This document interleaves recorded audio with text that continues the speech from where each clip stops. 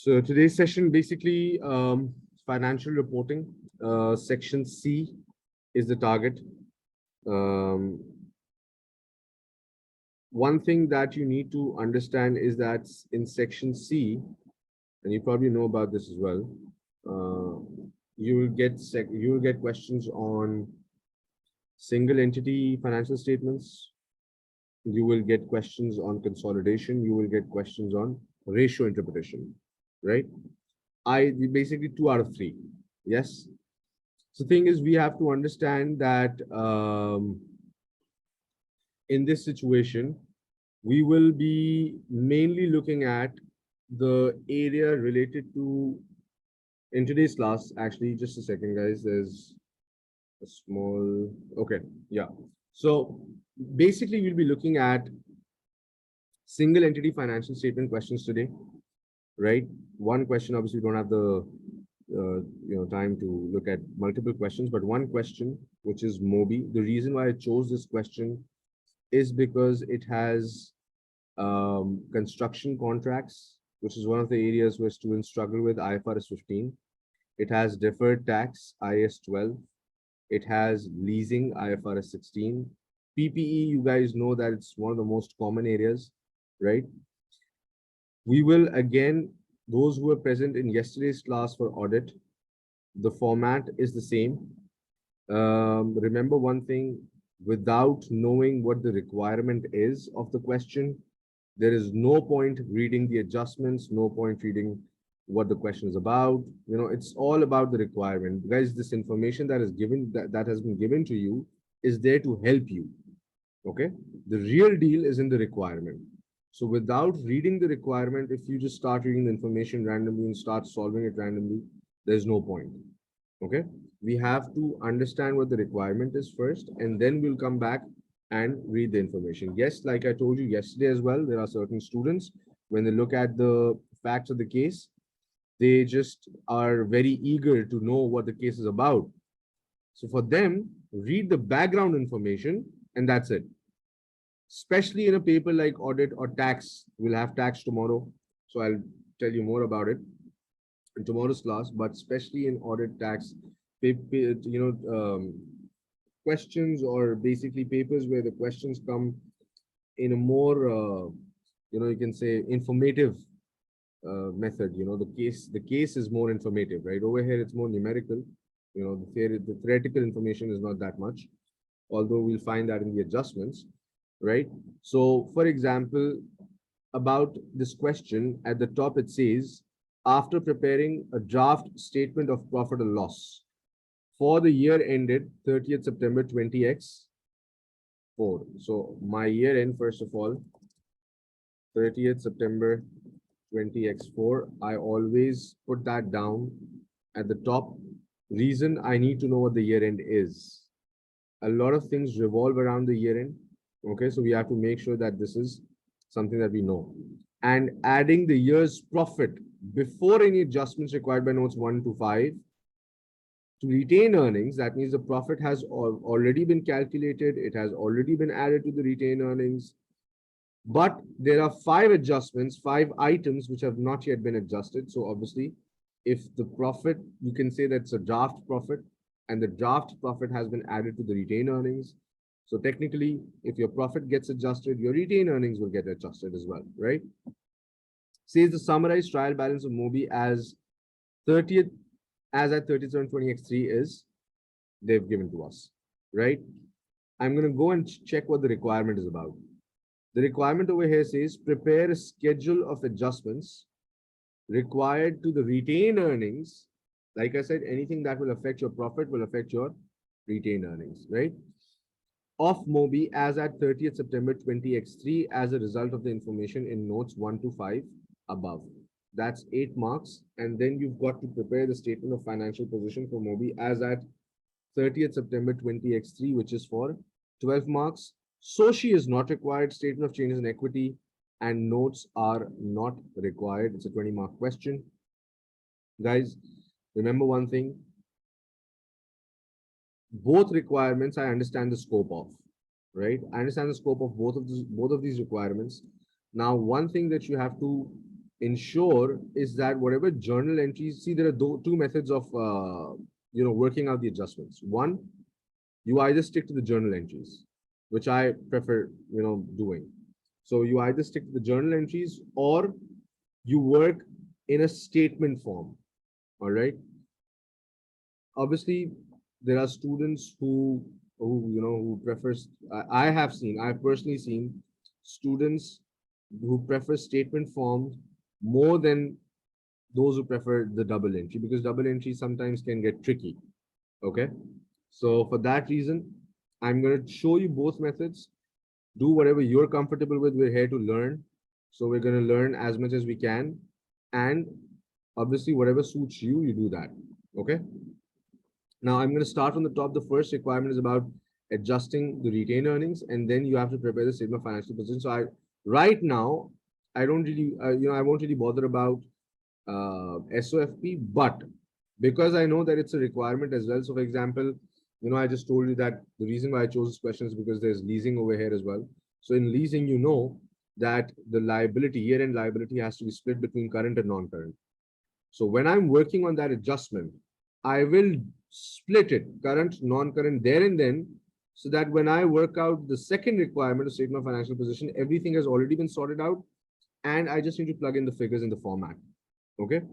So I have to, that's why it's very important for us to read the requirement before we start reading the information given to us in the question. Now, if you look at the structure of the trial balance, very important, whenever the trial balance is given to you, you have to look at the structure of it, right? Understand what the structure is about. Contract to construct asset, note number 1, you've got 4 million balance on the debit side. Yes. You've got a lease rental paid on 30th September 20x3, note number 2, 9.2 million. Land, note number 2, split between land and building, by the way. Leased plant at initial carrying amount 35 million. Accumulated depreciation building, a lease plant, both has been given to us. Inventory at 30th September 20x3, which is last year. Opening inventory has been given to us. Trade receivables, bank, insurance, note number 3, deferred tax. It's a rich question, right? It's got a lot of things. Loan note, probably ISA 2 as well. Yes. So, and finally, we've got retained earnings at 30th September 20x3. Yes, I think there's a problem in the question, because it's supposed to be 20x3 because all the information is regarding 20x3. Accumulated depreciation has been given to us. Guys, this is wrong. Okay, it's 20x. It's supposed to be 20x3 because the accumulated depreciation has been given to us for 1st October 20x2. Therefore, your year end would be 20x3, and the rest of the places as well. These liability at start, retained earnings at the end, and because you already told me that the retained earning has been calculated, so we'll work out. We'll work out the retained earnings at 30th September 20x3, right? Retained earnings at 30th September. I'll just write it down. Unadjusted retained earnings.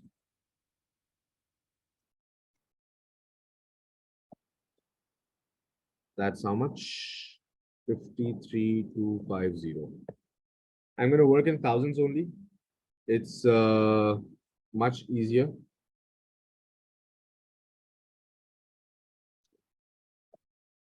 The way the examiner has worked out, I'm going to work in thousands, right? Now, this is the first requirement I'm attempting.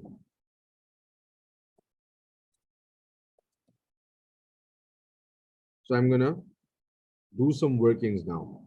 For example, related to the first adjustment. Now, what I prefer is start the adjustment, put the format at the top, leave some space, come down, and start working on the adjustments.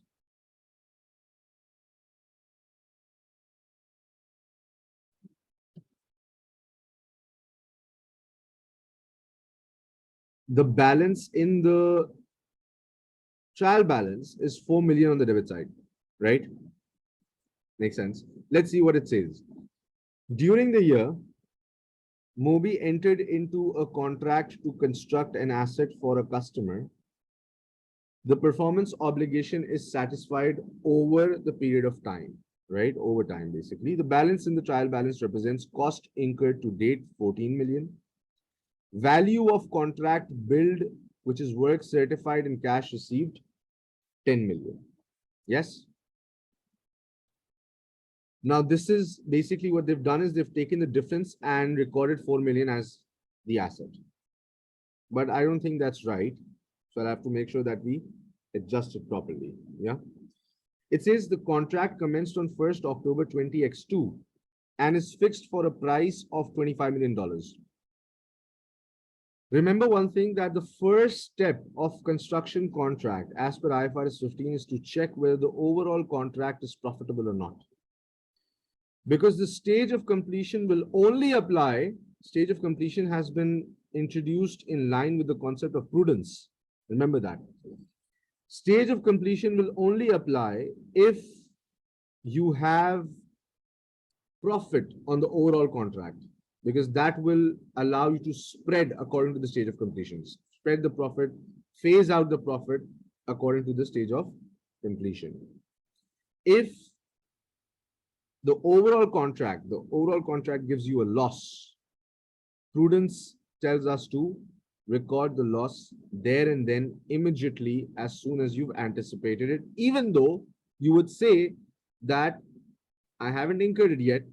It's still in anticipation. Yes, that's what prudence tells us. To be cautious, not to overstate your assets and your profit.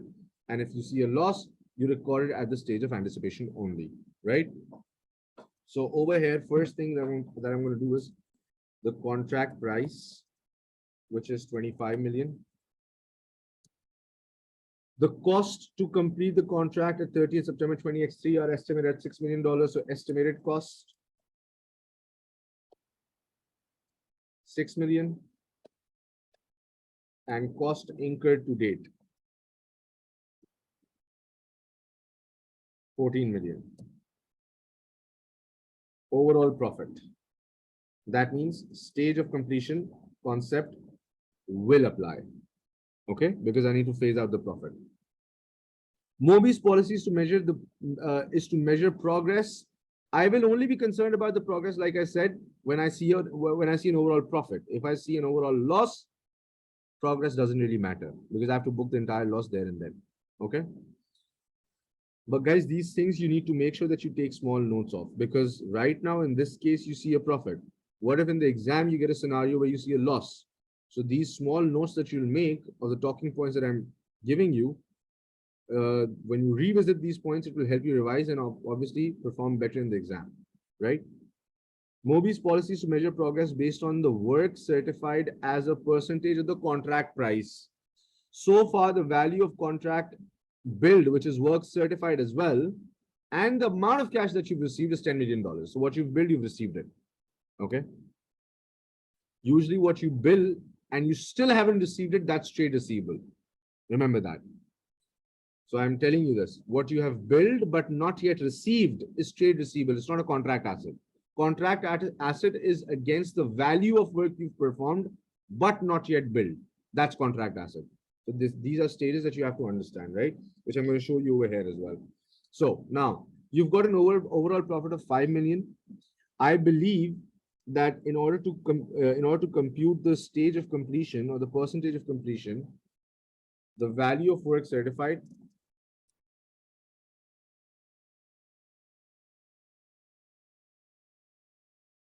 and the total contract price. This method is also called the output method of measuring the stage of completion. The other method is input method, which is based on the cost incurred to date divided by total cost. Again, a talking point that you need to note down, okay? And your total contract price is 25 million. So percentage of completion.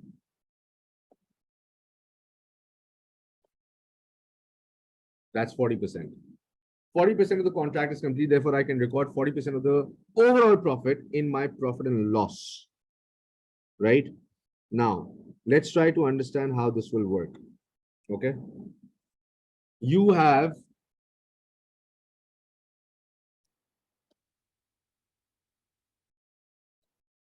revenue, cost of sales, gross profit, right? Now, this is your profit and loss presentation. Obviously, right now in this question, they haven't asked me for the profit and loss presentation. So that doesn't really matter for me. What matters is the final figure, right? So value of work certified becomes a revenue, cost of sales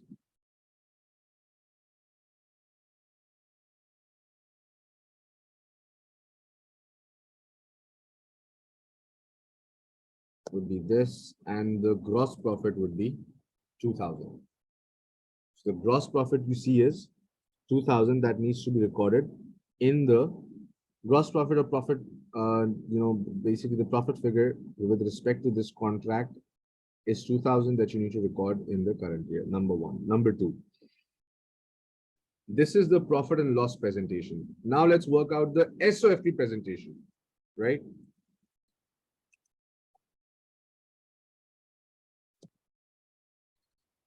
Cost incurred to date.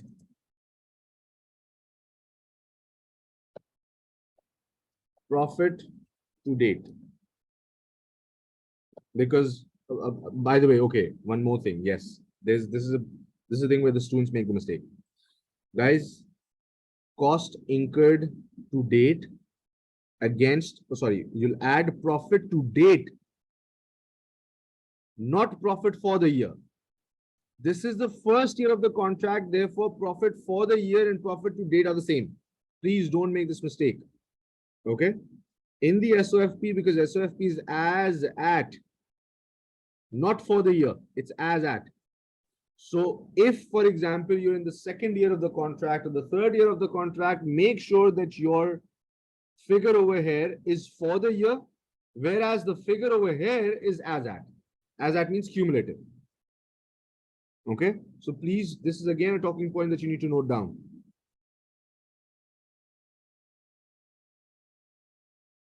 $16,000 amount billed is 14,000. Therefore, 2,000 is your contract. Sorry, amount billed was 10,000. My bad. Where did I get 14,000 from? So this is your contract asset, right? Now, because your contract asset is 6,000, okay, I'll repeat the profit part. See, this is the first year of the contract. Therefore, this and this is the same, okay?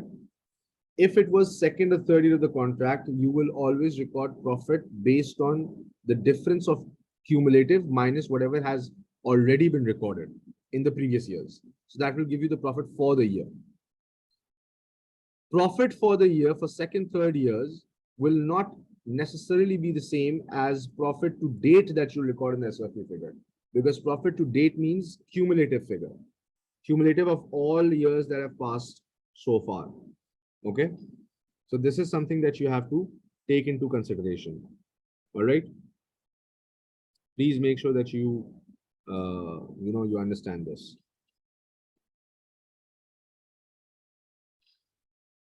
If you've noted this down, I would like to adjust this contract. So I'll just mention construction contract. Construction contract. The profit for the year was 2,000. Okay. This contract asset figure is for the statement of financial position. Okay. The contract asset figure that you see over here is for the statement of financial position. Usually, once you're done with the adjustment, you tend to forget. Okay. Profit, cumulative profit essentially means retained earnings, you can say. Just remember it like that. Okay. Cumulative profit basically means profit that has been earned in the current year plus the previous years. Like I said, this is the question. This is a question where this is the first year of the contract. So profit to date and gross profit are the same. What if, let's say, the profit for the next year, let's assume it to be, let's say the next year's, and I'm giving you example, please note this down. Let's say by the next year, the stage of completion is 70%. So technically you would record this as a cumulative profit to date.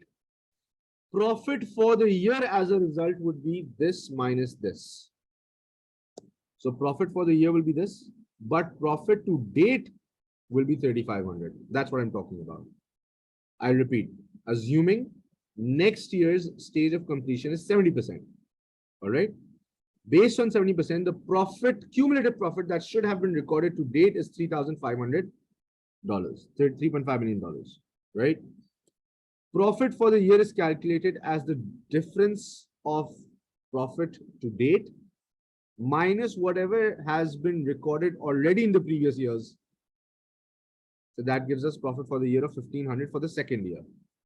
But in the second year SOFP, you will put profit to date as 3.5 million, which reflects 70% of the profit to date already being recorded based on the state of completion.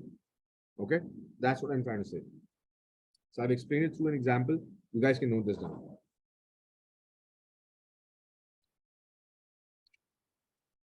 Now, guys, because I'm working on the first requirement right now, doesn't ask me to produce the statement of financial position. It only asks me to produce the retained earnings, right?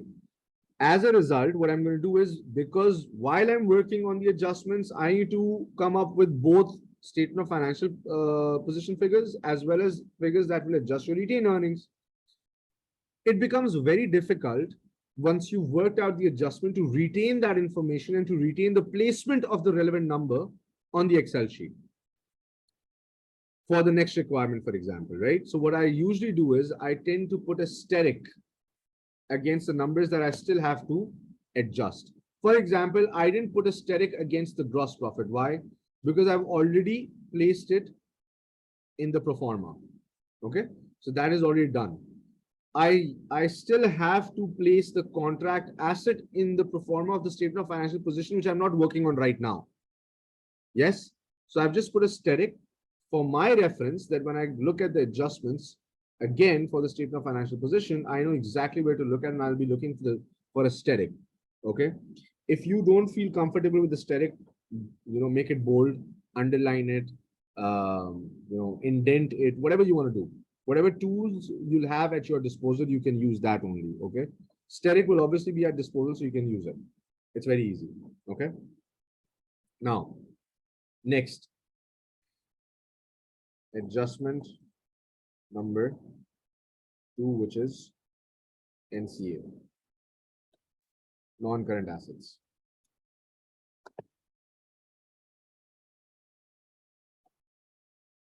So this is, I want you guys to read this adjustment because, if I read it out loud, it, some people might not follow. So just read it at your own pace and then we'll discuss it.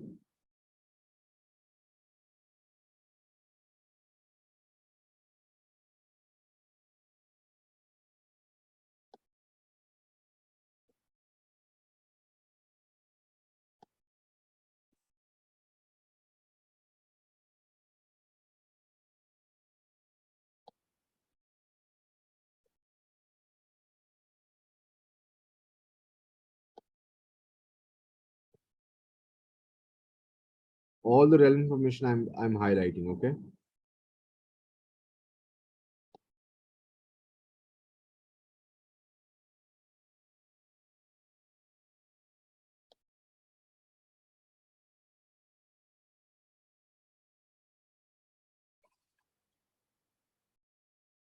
Now, the revaluation has taken place at the start of the year, which has not yet been reflected in the numbers, right?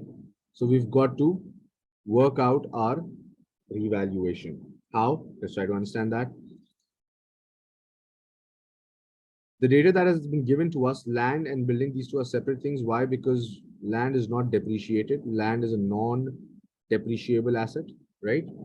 So I'm going to make the same split, land and building. And obviously the total, because they've given me the total as well. right?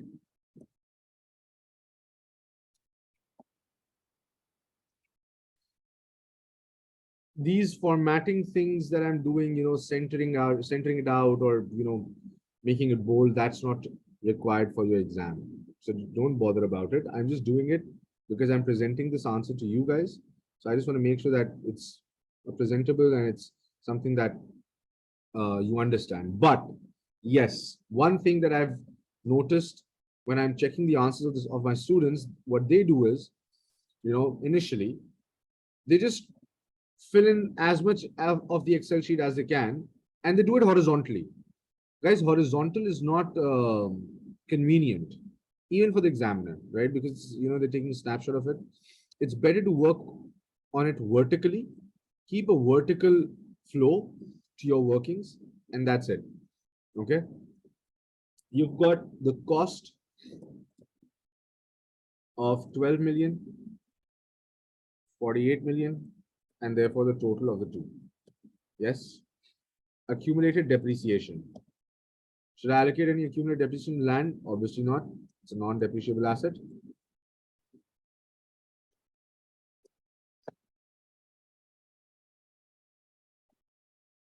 You can see that the carrying amount at the start of the year is 50 million, 38 for building, and 12 for land. Luckily, in this question, they've given us revaluation at the start of the year. Okay, so we'll only calculate one depreciation post revaluation. That will be the depreciation for the year. Again, a talking point that you need to note down. Because the revaluation is at the start of the year, you'll get only one depreciation post revaluation, and that will be the depreciation for the year. If let's say the depreciation, let's say the revaluation took place during the year, 4 months after the start of the year, 5 months after the start of the year, 6 months after the start. Usually you'll get a question where they'll test you on 6 months after the start of the year, right? That is where you'll get two sets of depreciations. One pre-revaluation, the second one post-revaluation. So both of those depreciations you'll add, that will be the depreciation for the year. Okay. Over here, like I said, because the revaluation is taking place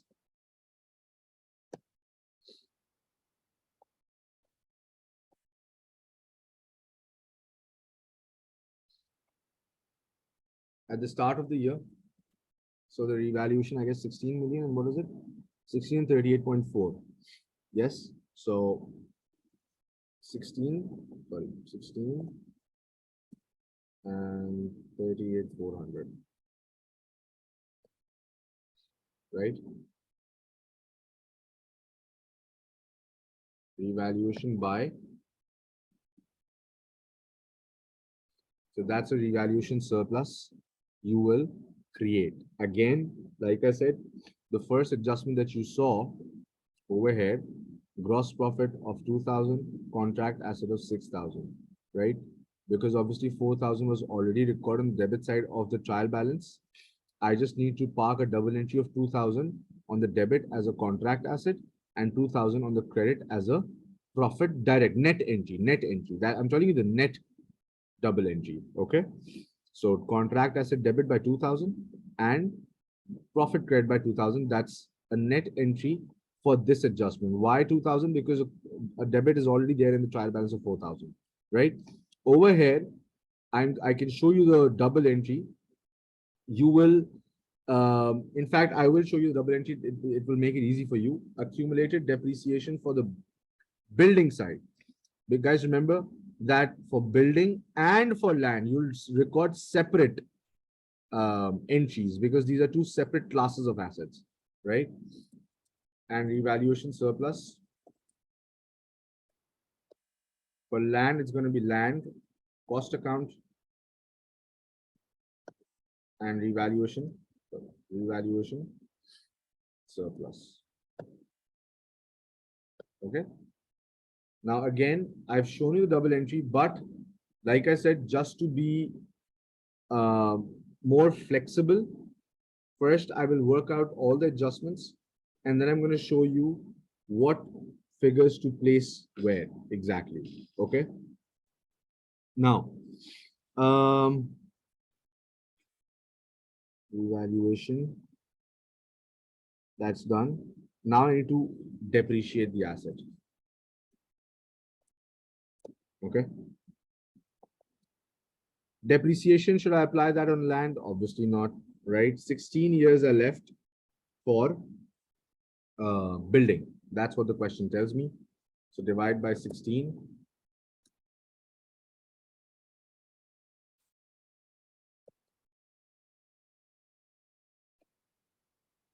That's the carrying value, right?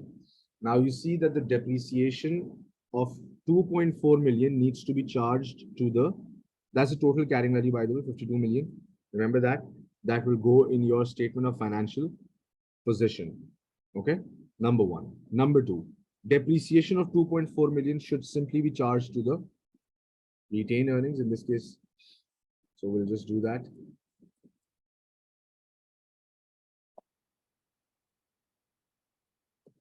Right there and then. Now, over here, they've told me two more things which affect my, I would say, the figures that I'm going to report in the statement of financial position, right?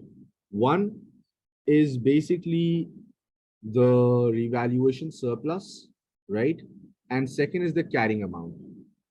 So carrying amount at year end, again, just to make sure that I know what's going on over here, asterisk.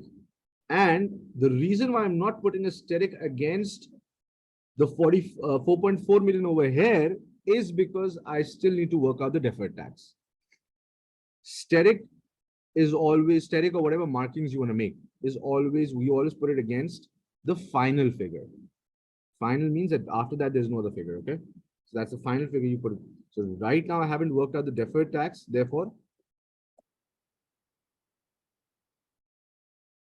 I can again work out a journal entry, revaluation surplus, debit,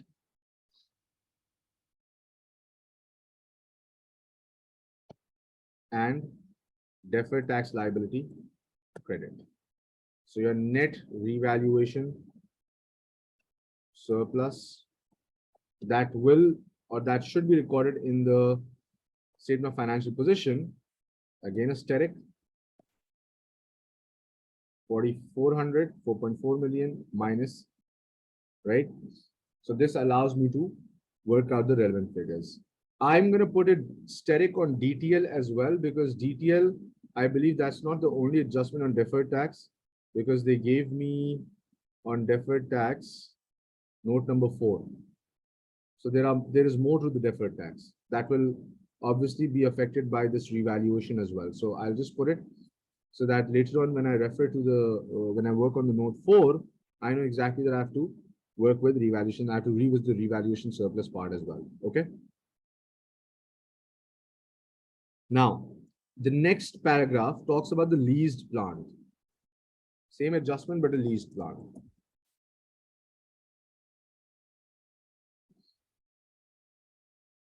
It says the leased plant was acquired on 1st October 20x1 last year. 1st October 20x1 essentially is the last year. All right. Says under a 5-year lease, which has an implicit rate of 10% per annum. That means based on that 10%, you record your interest. The rentals are 9.2 million per annum, payable on 30th September each year. Easier version of leases has been given to us over here, I believe, because whenever it's in arrears, it's always easy. Whenever it's in advance, a lot of people get confused as to what your non-current liability, current liability, and initial double entry, and these things will be, right? No depreciation has yet been charged on any non-current asset for the year end 30th of 2023. All depreciation charged to cost of sales. That means will affect your profit, which means will affect your retained earnings, which we've rightly done in the land and building spot, right? Now, moving on, you've got leased plant. Let's try to work this out. I believe working out the leased plant is relatively, in this question, easy. Why? Let's see. You've got, if you see, the initial carrying amount of 35 million with an accumulated depreciation of 7 million, right? So I'm going to work out the ROU part first, and then I'll work out the lease liability part.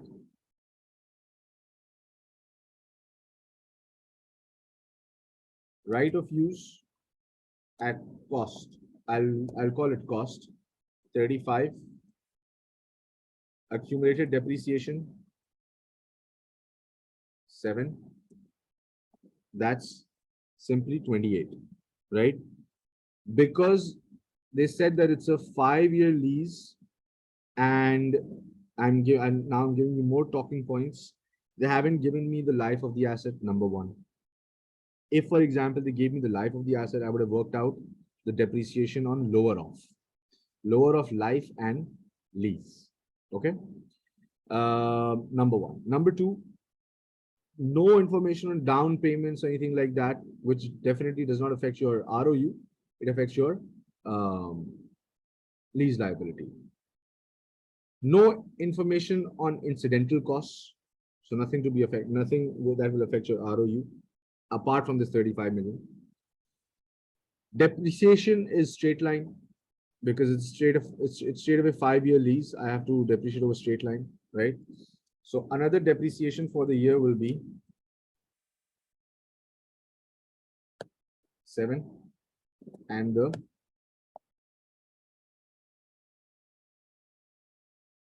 this will be the carrying amount at year end.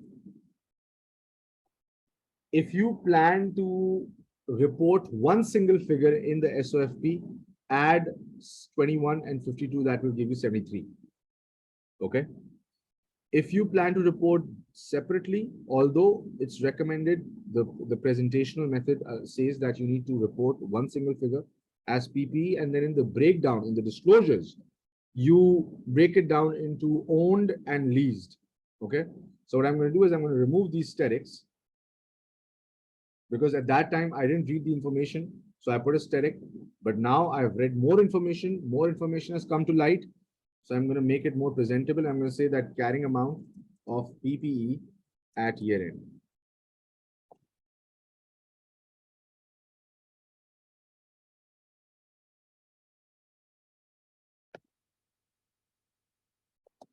Right? Charge the depreciation to the retained earnings.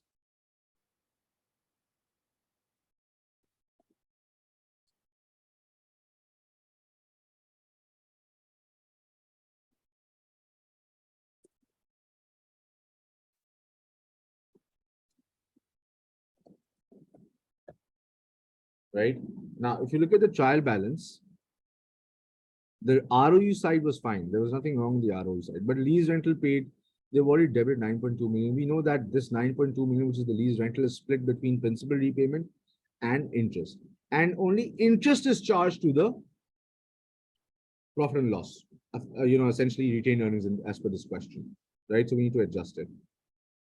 Let's start our lease amortization schedule.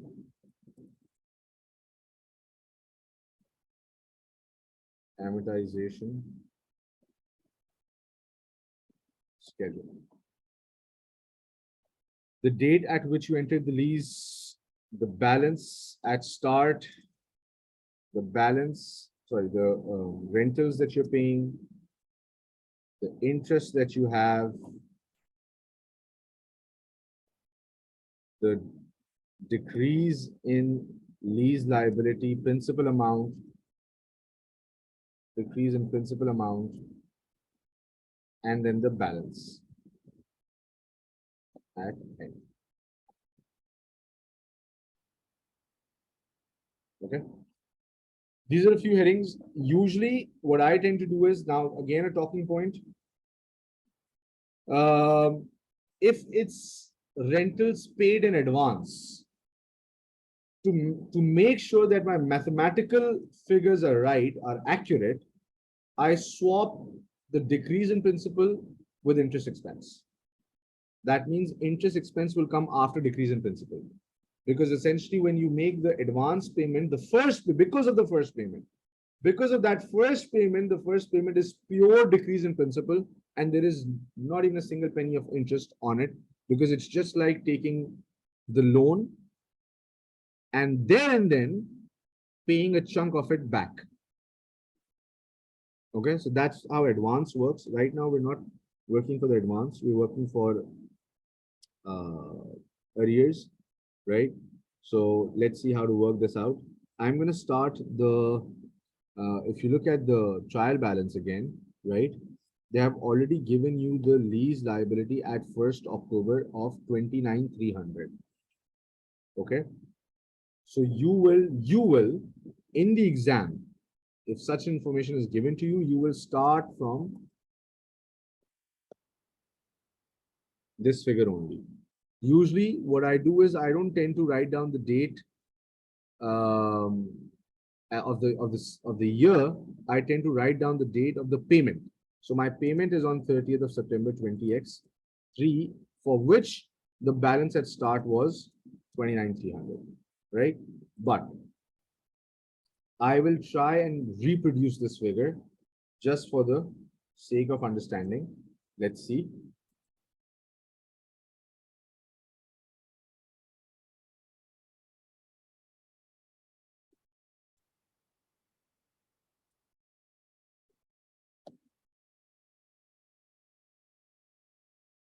Decrease out of 9.2 million of rentals.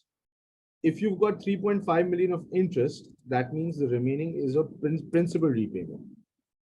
Yes, I'll repeat. Out of 9.2 million of rentals that you're paying, effectively 3.5 million is your interest. Therefore, the remaining amount pertains to your principal repayment. If the principal at the start of the year that you owed to your lessor was 35 million, out of that you've settled 5.7 million, how much are you left with? The same 29.3 million which they've given us in the trial balance. So the figure, you can say, has been derived, and I've showed you that. You don't need to do that in the exam, by the way. Okay, this is just for your satisfaction. Rentals, I'm copy pasting the formulas. I need to work for 1 year extra. Why do I need to work for 1 year extra? Because the payment is not in advance, it's in arrears, right? And as a result, when I work for 1 year extra, it will, like, for the entire numbers, right? I will easily figure out that this balance at the end that you see is a non-current liability, because this will be settled after more than 1 year, whereas this will be settled within 1 year with reference to 30th September 20x3, because that's our year end. Okay, this is our year end.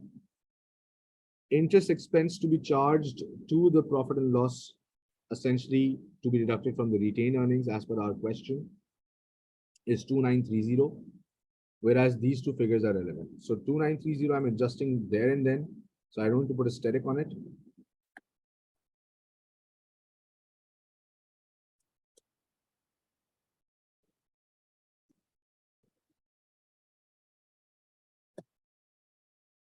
Okay, I've put a complete narration so that you guys understand what it's about. So that's 2930 deducted. Next, what I can simply do is, for the sake of it, current liability, non-current liability,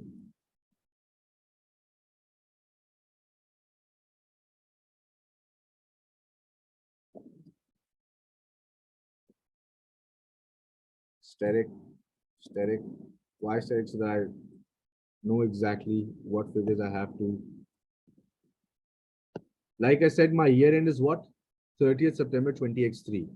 So if I have made this split of current and non-current, technically, the total of this should match the year-end balance of 20x3, because that's the year-end I'm working for. Okay.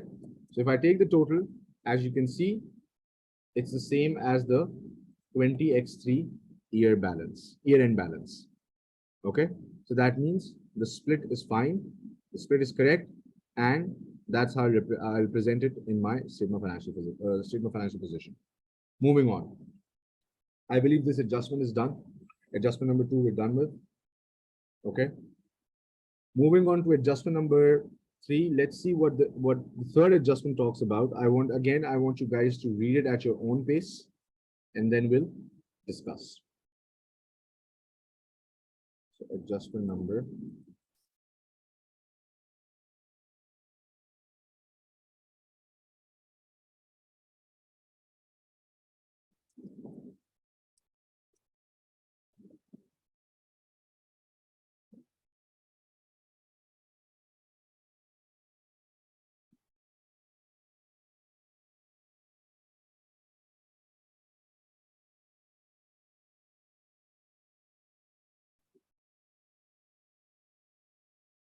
All right.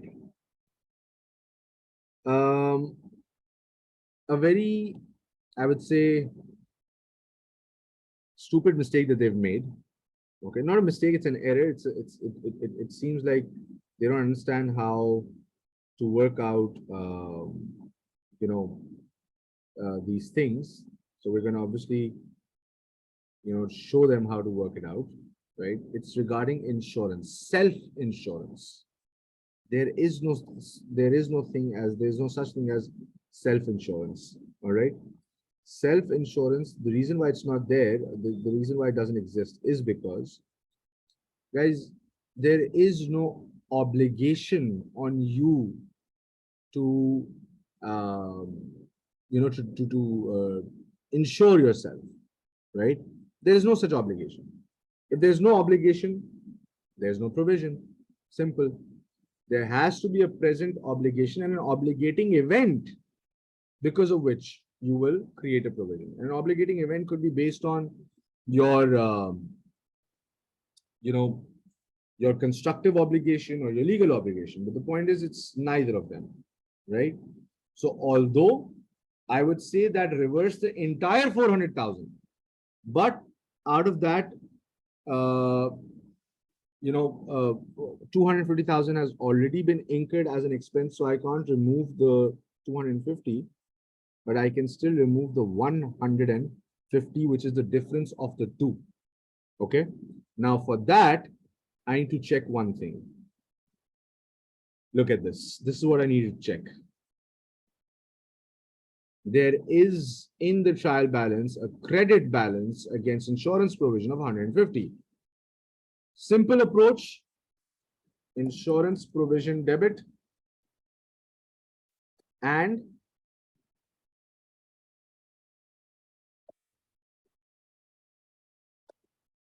now because I'm working in thousands, I'll make it 150 just to make sure that I don't make a mistake. Okay. What do? Go back, adjust your retained earnings, and that's it. This is how easy it was.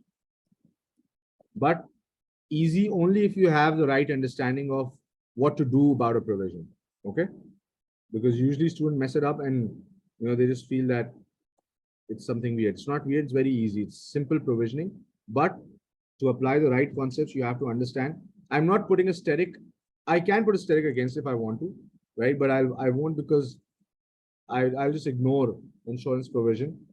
That is something that I can obviously remember when I'm doing it, right? So I ignore insurance provision and that's about it, right? Read the next adjustment, guys. Provision for tax. Extremely important, because I'll have to go back to one of the adjustments that we did earlier. Adjustment number 2.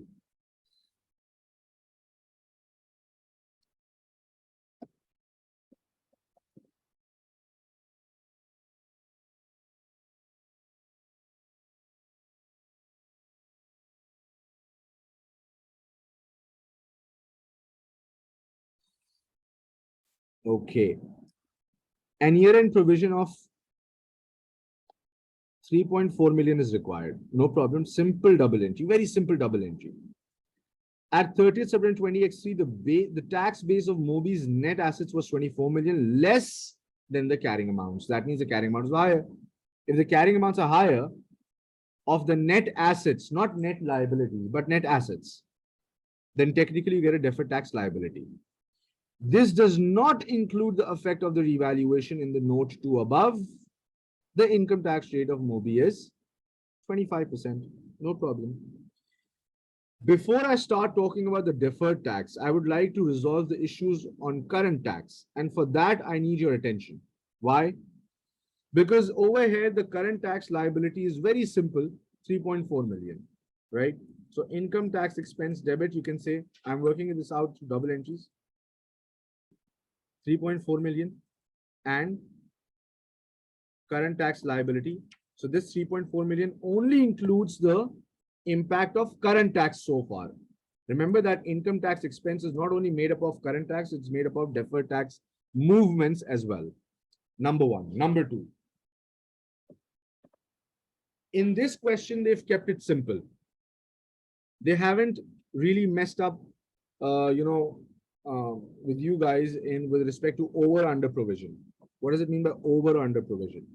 See, what happens is when you book a tax liability in the current year, right? That tax liability is settled in the next year. Yes.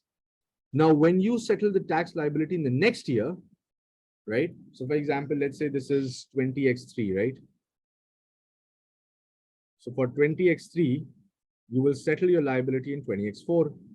Usually, not usually, but sometimes what could happen is that HMRC, Her Majesty's Revenues and Customs, now it will be His Majesty's because it's not her anymore, right? So, we're waiting for the king. So the point is that the HMRC basically they can raise an assessment. There is a particular date, which something that we'll discuss in tomorrow's class because we've got tax tomorrow. Within a given time frame, they can raise an assessment against you, an assessment order to amend your tax return and your tax liability. And if you don't file an appeal against it, you'll have to abide by it and have to pay that tax. Okay. So there is a possibility that you end up making a provision of, let's say, in the current year, you end up making a provision of 3.4 million. And next year, through the HMRC's assessment order, you have to, let's say, settle for 4,000. That means 4 million. That means you have to pay 600,000 extra. That means over and above your liability. This leads to an under provisioning for 20x4 of 600,000. And therefore the income tax expense of 20x4 will increase by 600,000. What if it wasn't 4,000, it was 3,000 instead of 4,000, 3,000? That means you have provided for an extra amount of 400,000. Difference of 3.4 million and 3,000, right? Which is 3 million. So 3.4 million and 3 million, the difference is 400,000. You've provided for an extra amount of 400,000, which is called over provision, and that will reduce your income tax expense for 20x4. In case of a trial balance, an under provision is represented on the debit side of the trial balance. For example, over here, sorry, I'll use the same pen so that you guys don't get confused.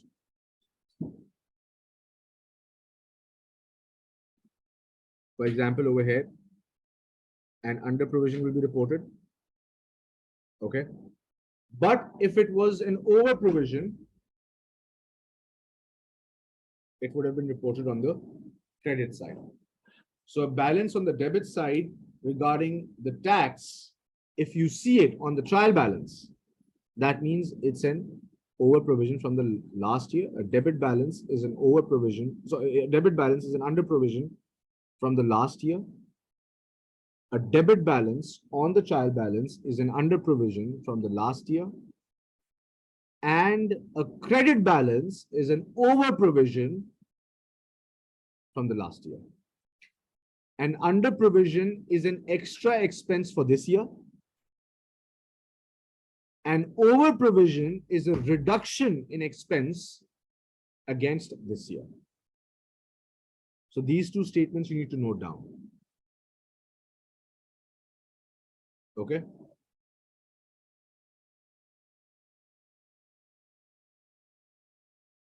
Now, going back to the deferred tax issue. They're saying that the deferred tax liability needs to be created. We'll do that. The temporary differences are 24 million, no problem. Deferred tax liability at year end. Apart from, I'm just going to mention deferred tax liability because I haven't included the 11.1.1 million. Is 25%. That's 6,000. Now look at this. I have calculated the deferred tax based on the temporary differences of net assets where the carrying amount is higher than the tax base. Yes. If you look at the trial balance, you already have an outstanding deferred tax liability because it's on the credit side of 8 million, right? You already have a deferred tax liability of 8 million. Now, before I adjust this, before I take the difference of 8 and 6, let me adjust the deferred tax liability on revaluation of 1.1 million as far as I remember. 1.1 million, right? So this basically brings us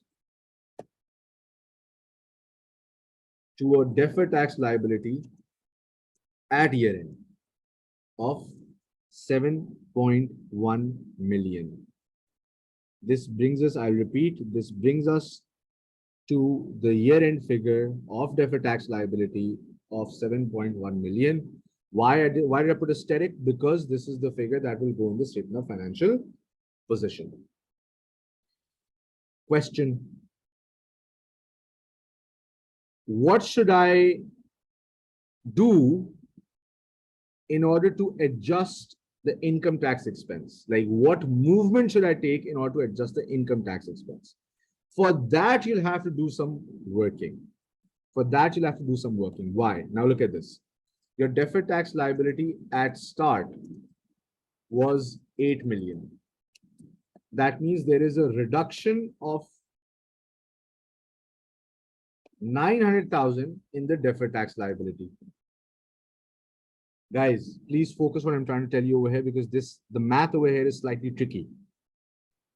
The overall reduction that you see in the deferred tax liability is 900,000, sorry, 900,000. The point is that if your deferred tax liability, okay, of 6,000 when we have 8,000, provision for last year was 8,000, right? 6,000 is for the current year based on the temporary difference in the current year. It's given to us over here. Over here. If you can see, this is the temporary difference, and based on that, 25% of that is your deferred tax liability for the current year, apart from the deferred tax liability on revaluation. So what I did was I added the deferred tax liability on revaluation, and 7.1 million comes out to be the deferred tax liability at year end. The problem is that the deferred tax liability at the start was 8 million. And there is an overall decrease in deferred tax liability of 900,000, which is 900. Yes. Now, guys, there's a small problem. The problem is that my deferred tax liability increased by 1,100, which is 1.1 million on revaluation. Yes. And look at this, the net decrease, the final movement is negative 900. Yes, my deferred tax liability increased by 1.1 million. Net movement is negative 900. Therefore, look at this. I want you to focus, please. This is important. And this is purely math. Nothing else. This is pure math. Obviously, your accounting knowledge is required, but once you applied your right accounting knowledge, after that it's math. Your deferred tax liability increased by 1.1 million. That we knew for sure. Despite that, I'm using a term. Despite that, there was an overall decrease of 900,000. Yes. That means if you look at this, the overall movement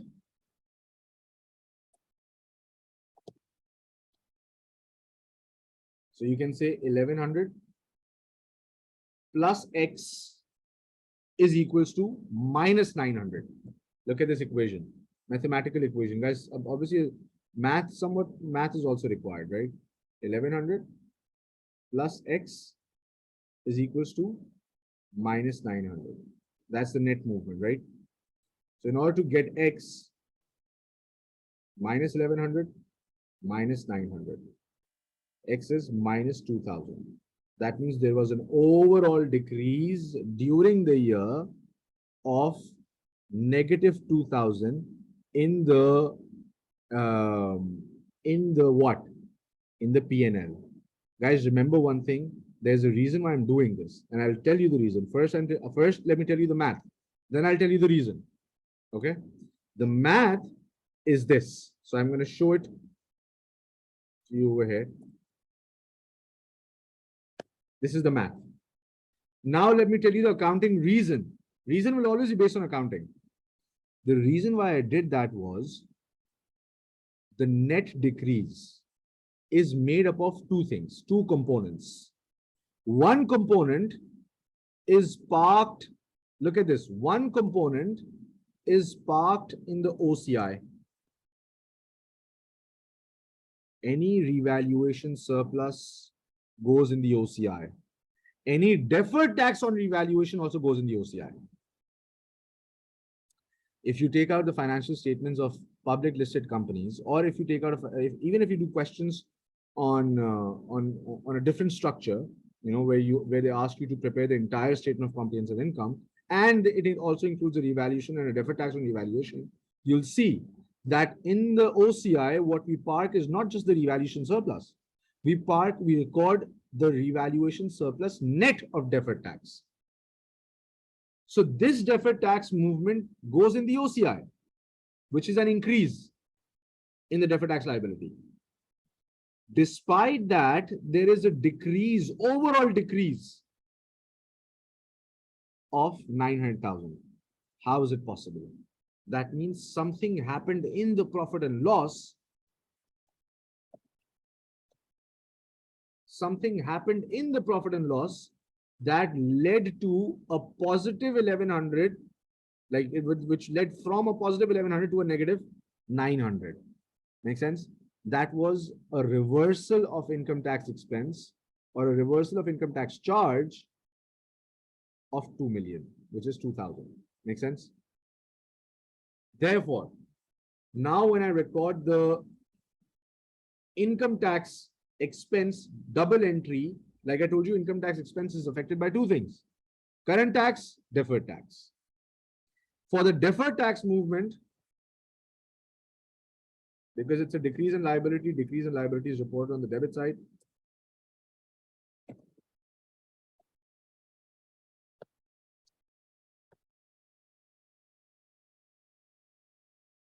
Make sense? Therefore, your net income tax expense will now be just how much? 1400. All right. Which is, I'll first deduct 3,400, then I'll add 2,000 to it, giving us a net effect of 1,400, 1,400, which is 1.4 million. So income tax expense.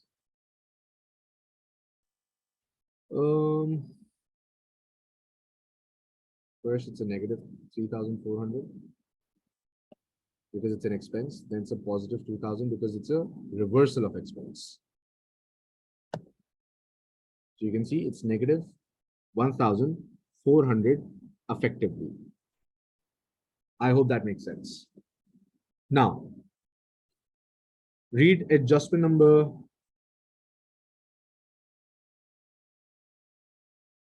This was adjustment number 4, right?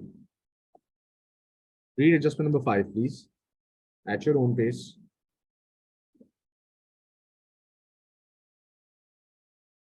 This relates to loan note, no problem.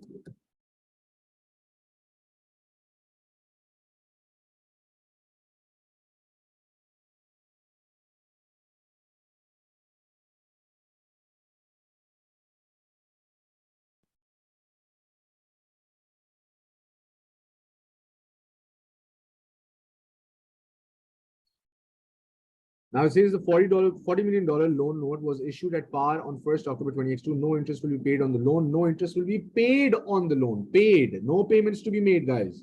Therefore, there's no cash outflow. Yes. However, it will be redeemed on 30th September 2025, definitely at a premium, because it's not like interest is not being accrued on the loan. Interest is being accrued, but not being paid right now. So, however, it will be redeemed on 30th September 2025 for 53.24 million, which gives an effective finance cost of 10% per annum. No problem. Let's work it out. Simple double entry, interest expense debit. That's 40 million, 10%. And loan note. I could have credited the bank, but they're saying no payments, right? Interest expense.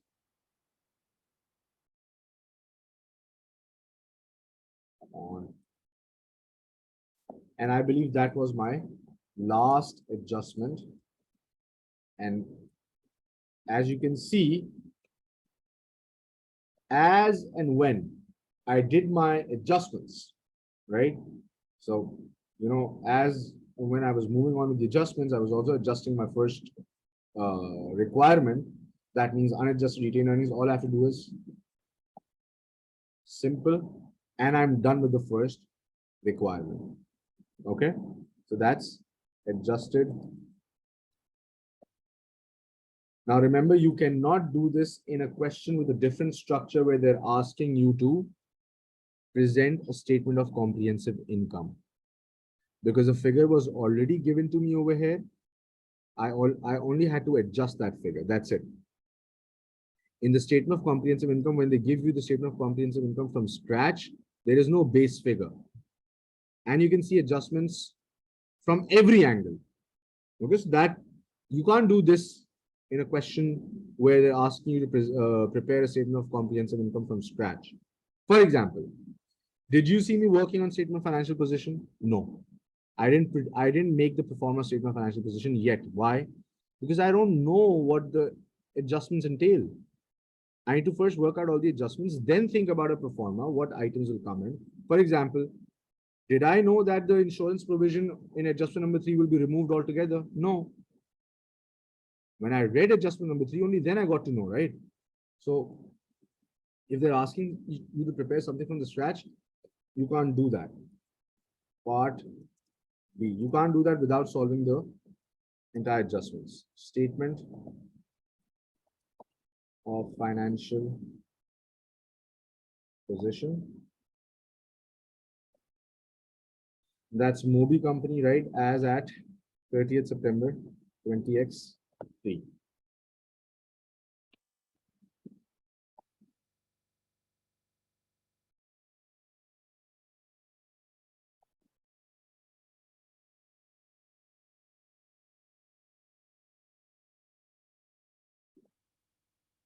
Property, plant, and equipment. I like to, prepare the pro forma first because it's much easier for, obviously, if, while I'm scanning the question, if I forget something, then I'll definitely adjust it. But right now, this is what I'll do.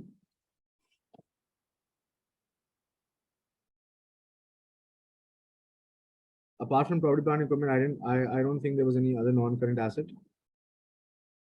So nothing to worry about. Simply move on to the current assets. Within the current assets, they've already given me inventory. This is at year end, guys. Year end. Inventory.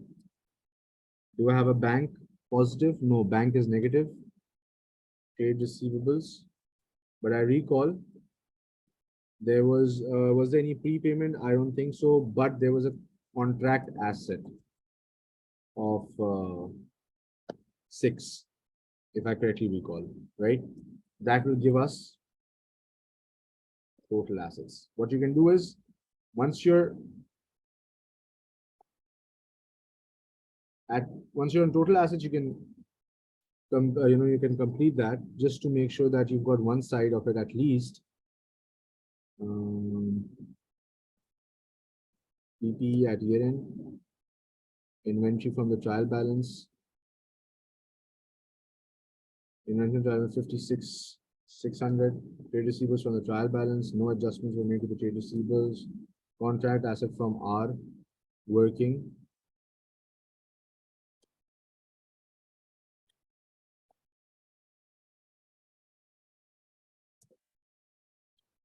So 174, 100 is the amount at which your statement of financial position should balance.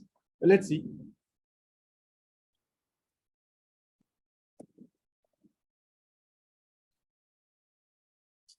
Sorry about that.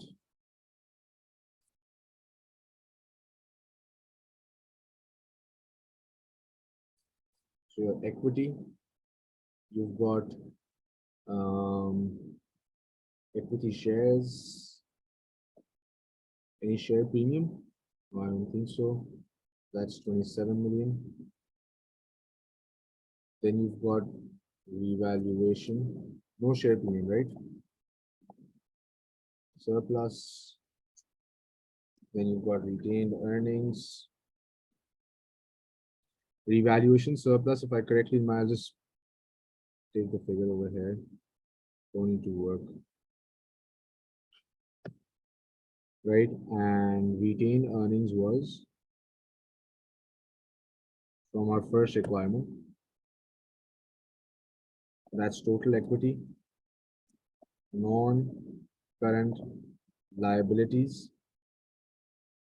Within non-current liabilities, I've got, first of all, there's a loan. Is there any kind of debenture or anything? No. So loan, then I had a lease, then I had deferred tax, right? For current liabilities, I'm going to structure both liabilities together. Again, lease liability. So, sorry, there's lease liability, right? There's no short-term loan or anything. There's trade payables. There is current tax. There is bank overdraft.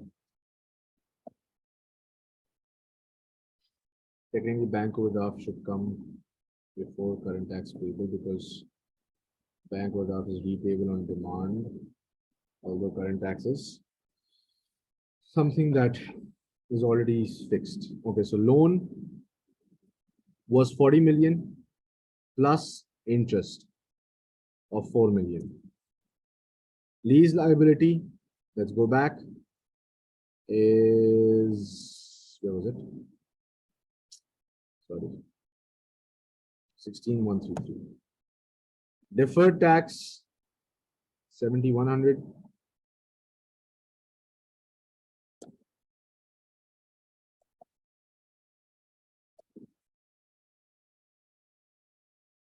I'm working in a double column format because it allows me to do the workings separate from the totals. Lease liability current portion. Trade payables directly from the trial balance 21,300. Yes. Bank overdraft 7,300. Current tax payable from our workings, which was 3.4. Let's see if the statement of financial position balances. I think it should. Otherwise, we'll have a lot of problems.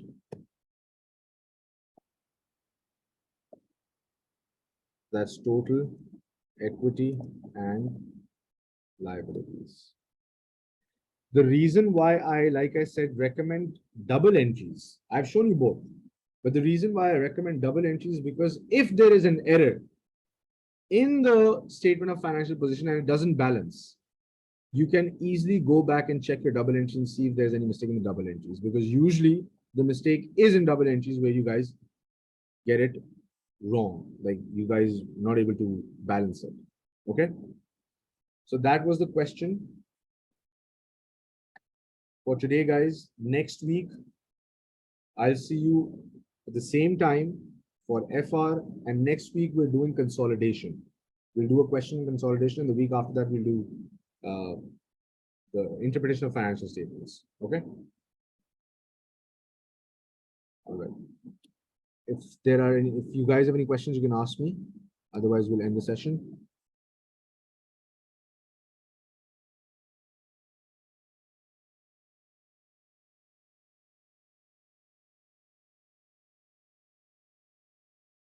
All right, perfect. So no questions, and I'll see you guys next week then. Take care, guys. Goodbye.